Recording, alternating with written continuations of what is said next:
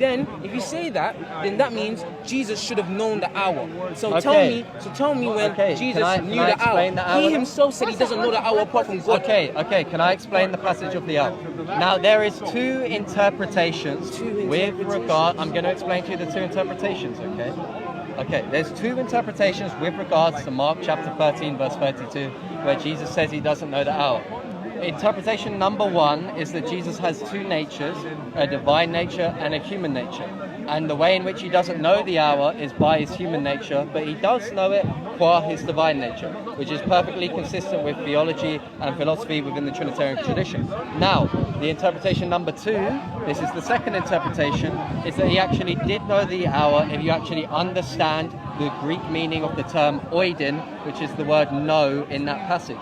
Now, the term oidin has a certain semantic range. It can also mean declaration. For example, Paul in 1 Corinthians chapter 2, verse 2 says, I know nothing but Jesus Christ and him crucified. That doesn't mean that Paul only knows that. It just means that that's what he's declaring in the Greek context. So we understand by this word oidin. Wait, I'm still giving you the answer.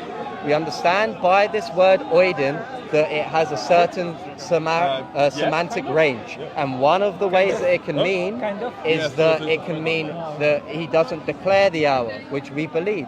And the reason why this works is because it's in the context of a Jewish wedding.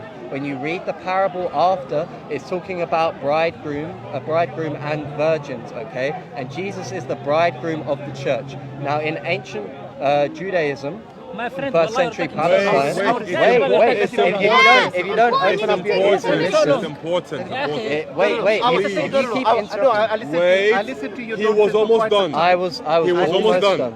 He was almost done. I was almost done. So the reason why a Jewish wedding is relevant to this, because this is the context with which the passage was in. Now, in first century Palestinian Jewish weddings, what would happen is you'd have a bridegroom and you'd have the father of the bridegroom. Now, the father of the bridegroom would be the one to declare the hour of the wedding. However, the bridegroom would still know it. He just wouldn't be the one to declare it. Now, what is the context of Jesus saying he doesn't know the hour? The hour is the hour of when he comes back to collect his church, which is his bridegroom. And because of that, he's not saying that he doesn't have intellectual knowledge of the hour, but he's saying he's not the one who declares it in a Greek context when you read the passage. And just one final point. If you actually read the Greek, you can take an interpretation that it just says, because it uses the word "me" at the end, you can take the interpretation according to Greek scholars such as Saint Basil. He says this in his work, letter 236, Saint Basil says this. The words "me" means if not. So the passage can also be translated as the son does not know the hour, if not the father, which is true because they share the same knowledge. If the father didn't know the hour, neither would the son. So no matter which way you want to slice the interpretation, Mark chapter 13, verse 32 doesn't debunk